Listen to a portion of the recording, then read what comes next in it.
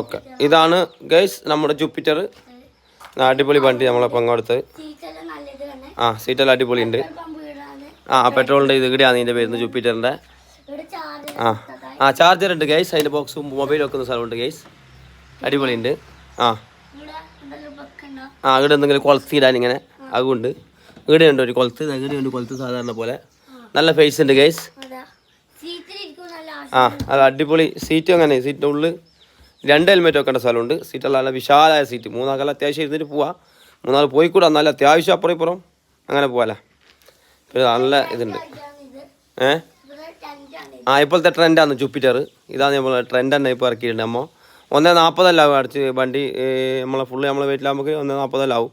ഒരു 40 കൊടുത്തെങ്കിൽ ഒരു 2,600 അടവ് വരും. അത്ര തന്നെ. 40 കൊടുത്താൽ 2,600 അടവ് വരും. ഓക്കെ, അടിപൊളി വണ്ടിയാണ് ഗൈസ്.